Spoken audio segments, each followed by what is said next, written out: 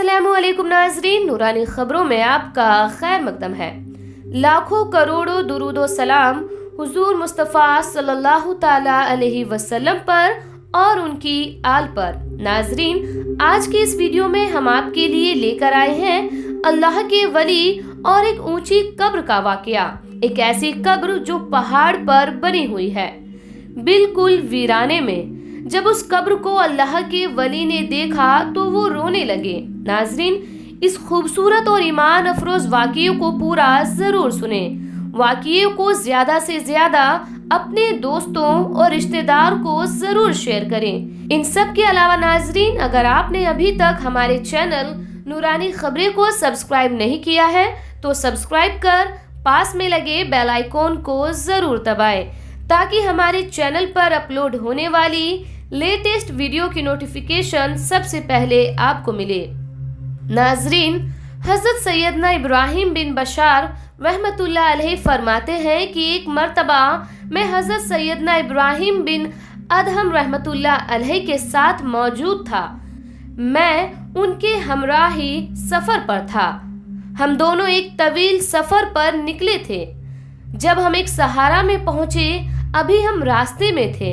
रास्ते में हमें एक ऊंची कब्र दिखी तो अचानक हज़रत सैयदना इब्राहिम बिन अदहम रहमतुल्लाह अलैह उस ऊंची कब्र को देखकर रोने लग गए। ये सब देखकर मैं बड़ा हैरान हुआ और मैंने हज़रत सैयदना इब्राहिम बिन अदहम रहमतुल्लाह अलैह से पूछा, या हज़रत, ये किस इंसान की कब्र है? ये किस शख्सियत की कब्र है? तो आप सैयदना इब्राहिम बिन अदहम रहमतुल्लाह अलैह ने फरमाया कि ये कब्र हमीर बिन जावर रहमतुल्लाह अलैह की है। ये उन्हीं की कब्र मुबारक है जो कि इन तमाम शहरों के, तमाम कस्बों के, तमाम इलाकों के हाकिम थे। पहले ये दुनियावी दौलत के समुंदर में गर्क थे, फिर अल्लाह तबारक व ताला ने इन्हें हिदायत अता फरमाई और इनका शुमार अल्लाह तबारक व ताला के नेक बंदों में होने लगा। और एक दिन मुझे इनकी खबर मिली कि ये एक रात अपने लहू लुहाब महफिल में मगन थे, दुनियावी मालो दौलत और आशाइश की गफलत में थे। जब बहुत ज्यादा रात गुजर गई तो ये अपने सबसे ज्यादा महबूब अहिल्या के साथ, यानी सबसे ज्यादा महबूब बीबी के साथ ख्वाबगाह में चले गए और ख्वाबो खरगोश के मजे लूटने लगे। जब ये नींद के आगोश में चले गए तो उसी रात आप हजरत ने एक ख्वाब देखा कि एक शख्स अपने हाथ में किताब लिए इन्हीं के सिरहाने पर खड़ा हुआ है। एक ख्वाब देखा कि एक शख्स अपने हाथ में किताब लिए इन्हीं के सिरहाने पर खड़ा हुआ है। इन्होंने उस शख्स से जो इनके सिरहाने खड़ा हुआ था उससे उसकी किताब को तलब किया और उस किताब को जब खोला और उसको पढ़ा, जो उस किताब में सुनहरी इबारत में लिखा हुआ था कि बाकी रहने वाले अशिया पर फानी चीज़ों को तरजीह हरगिज़ न देना, अपनी शोहरत, अपनी ताकत, अपनी बादशाही, अपने खुदाम और अपनी नफसानी ख्वाहिशात से हरगिज़ धोखा न खाना और अपने आप को इस दुनिया में ताकतवर न समझ, क्योंकि असल ताकतवर जात तो वो है जो मादूम न हो और असल बादशाही तो वो है जिसे कभी जवाल न हो। हकीकी खुशियाँ तो वो है जो बगैर लहू लुहाब में हमें हासिल हो जाए। लिहाजा अपने अल्लाह तबारक व ताला के हुक्म की तरफ जल्दी कर और सही रास्ते पर आ जा और अपने रब के बताए हुए रास्ते पर चलने लग जा। बेशक अल्लाह तबारक व ताला इरशाद फरमाता है, और दौड़ो अपने रब की बख्शिश और एक ऐसी जन्नत की तरफ जिसकी चौड़ान में सब आसमान आ जाए, जो परहेजगारों के लिए तैयार कर रखी है। सूरह आले इमरान, तर्जुमा कंजुल ईमान।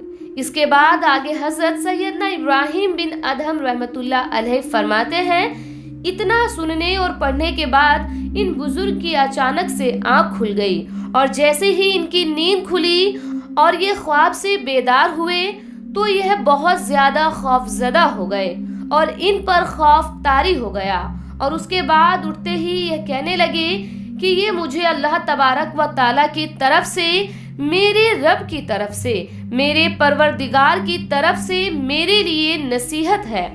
انہوں نے اپنے خواب کو نصیحت سمجھی اور اپنی پوری بادشاہت کو ترک کر دیا، یعنی اپنی بادشاہت کو چھوڑ دیا اور اپنے ملک کے جہاں کے یہ بادشاہ تھے، جہاں ان کی حکومت چلتی تھی، وہاں سے نکل کر ایک ایسی جگہ پر تشریف لے کر آ گئے جہاں پر کوئی بھی انہیں پہچان نہ سکے کہ یہ فلاں ملک کے بادشاہ رہ چکے ہیں، ان کی حکومت چلتی تھی اور یہ اتنی مال و دولت والے انسان تھے۔ اس کے بعد انہوں نے ایک صحرا میں آ کر اس پہاڑ میں اللہ تبارک و تعالیٰ کی حمد و ثنا کی، اللہ تبارک و تعالیٰ کی عبادت کرنا شروع کر دیا۔ آگے سیدنا ابراہیم بن ادہم رحمۃ اللہ علیہ فرماتے ہیں کہ جب مجھے ان بزرگ کے بارے میں علم ہوا تو میں ان کے پاس آ گیا اور یہاں آ کر میں نے ان سے ان کے حالات بھی دریافت کیے۔ جب میں ان کے پاس آیا تو میں نے ان سے پوچھا کہ حضرت آپ نے کس طرح یہاں پر سکونیت اختیار کی، آپ یہاں کس طرح سے آئے؟ تو پھر جا کر انہوں نے مجھے یہ واقعہ سنایا جو میں تمہیں سنا رہا ہوں، اور پھر اس کے بعد میں نے انہیں اپنے سابقہ حالات کے بارے میں بھی بتا دیا کہ میرے حالات بھی کچھ اسی طرح کے ہیں، کیونکہ حضرت سیدنا ابراہیم بن ادہم رحمۃ اللہ علیہ بھی اپنی بادشاہت کو چھوڑ کر آئے تھے، اور پھر ان بزرگ کے وصال تک میں اکثر ملاقات کے لیے ان کے پاس آیا جایا کرتا تھا اور بالآخر ان کا وصال بھی ہو گیا۔ اس پہاڑی پر جہاں آپ رحمت اللہ علیہ عبادت و ریادت کرتے تھے، اللہ تبارک و تعالیٰ کی حمد و ثنا کرتے تھے، اسی پہاڑی پر آپ کو مدفون بھی کیا گیا اور یہیں پر آپ کی قبر مبارک بھی بنا دی گئی، اور یہ انہی کی قبر مبارک ہے۔ اللہ تبارک و تعالیٰ کی ان پر رحمت نازل ہو، کیونکہ ناظرین یہی شان ہوتی ہے اولیاء اللہ کی۔ یہی وہ اولیاء اللہ ہیں جنہیں اللہ تبارک و تعالیٰ چن لیتا ہے، اور جنہیں اللہ تبارک و تعالیٰ سدھار دیتا ہے تو انہیں کوئی بگاڑ نہیں سکتا۔ لاکھ شیطان جتنی کوشش کر لے، لیکن جسے اللہ تبارک و تعالیٰ ہدایت دینے پر آ جائے پھر اسے کوئی بھی گمراہ نہیں کر سکتا، جیسا کہ اس واقعے میں ہوا۔ یہ بزرگ تھے جو پہلے بادشاہ تھے اور بڑے ہی عیش و آرام کی زندگی گزارتے تھے، لیکن جب اللہ تبارک و تعالیٰ نے انہیں ہدایت دینی چاہی اور جب انہوں نے اللہ تبارک و تعالیٰ کی نصیحت کو سمجھ لیا تو ایسے سدھرے کہ ولی اللہ بن گئے، اللہ کے عزیز بن گئے۔ انہوں نے اپنی بادشاہت کو ترک کر دیا۔ ناظرین، یہ بہت بڑی مثال ہے آج کے لوگوں کے لیے۔ آج کا انسان اپنی ذرا سی مال و دولت پر اتنا اتراتا ہے، اتنا غرور کرتا ہے اور اتنا گھمنڈ کرنے لگ جاتا ہے، لیکن پہلے کے جو بادشاہ تھے وہ بھی اتنے سمجھدار اور دانش مند تھے کہ اگر اللہ تبارک و تعالیٰ کی طرف سے ان کو اشارہ مل جاتا تو وہ اپنی بادشاہت کو بھی ترک کر دیتے۔